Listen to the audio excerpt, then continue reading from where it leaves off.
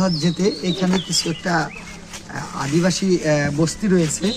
সেইখানে পাহাড়ে যে মানুষ চলাচল করে এই পাহাড় অঞ্চলে, তো বাসভাবে থেকে এতটা স্কেল যে তাদের মধ্যে যে প্রতিভা, যে সেটা আমি বলে বোঝাতে পারবো না। আমাকে এতটা ভালো লাগছে যে আমি তাদেরকে দেখতে পেয়ে সাথে সাথে ওইখানে ব্রেক হয়ে ওই বাবুটার সাথে কথা বলার চেষ্টা করি।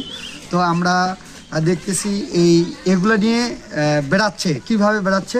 তো দেখেন সে কিন্তু পড়ে যাচ্ছে না। তোমার নাম কি বাবু? অর্জুন হাসদা। আর তোমাদের গ্রামের নাম কি? বাদলাপাড়া। বাদলাপাড়া। আর তুমি যে এইভাবে দুই লাঠির উপর ভর দিয়ে যে চলতেছো, এটা কতদিন ধরে তুমি প্র্যাকটিস করছো? পড়ে যাও না? না। এটা কতদিন ধরে তুমি প্র্যাকটিস করছো? অনেকদিন থেকে প্র্যাকটিস করি। ও, তুমি কি ব্যাগ হতে পারো? এই যে চলতে ব্যাগ হতে পারো? ব্যাগ ব্যাগ পিছনের দিকে পিছনে দেখো দেখি। ও মাই গড, আসলে এগুলা মূল উদ্দেশ্য কি? এটা তোমরা যে এইভাবে চলো, এটার কারণটা কি? এটার কোনো উদ্দেশ্য আছে নাকি? এটা কোনো উদ্দেশ্য নাই, কিন্তু এটা মনে করেন যে একটু শখ থাকে, এর জন্য আর কি এটা বানায় কেউ এভাবে হাঁটে। এটা আসলে যে কোনো জঙ্গলে বা যে কোনো জায়গায় আপনারা এইভাবে যাইতে পারবেন, তো কোনো সমস্যা হবে না? যে কোনো জায়গায় যাওয়া যাবে, কোনো সমস্যা নেই। না। তো আসলে প্রিয় দর্শক শ্রোতা, এরকম মজার মজার বিষয় আমাদের গ্রামে, এগুলো আমরা পাহাড় অঞ্চলে দেখে থাকছি বা অন্য অন্য অনুষ্ঠানে দেখছি।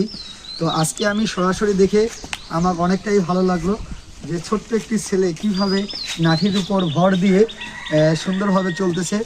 তার পাশাপাশি একটা ভাইও, সেটা আমাদের গ্রামেই ধরা চলে। তো আমাদের বাড়ি থেকে একটু দূরে। তো ভিডিওটা ভালো লাগলে অবশ্যই শেয়ার করবেন। আর যাদের ইচ্ছা হয় ভিডিও করার জন্য, তো আপনারা সরাসরি বাদলাপাড়া আসতে পারেন। এটা কয় নম্বর ওয়ার্ড? 11 নম্বর ওয়ার্ডে। হ্যাঁ, তো আপনার কি লাঠি দিয়ে হাঁটা ছাড়া আর কোনো প্রতিভা আছে? আছে। কি প্রতিভা আছে আমাদের দর্শককে দেখাও।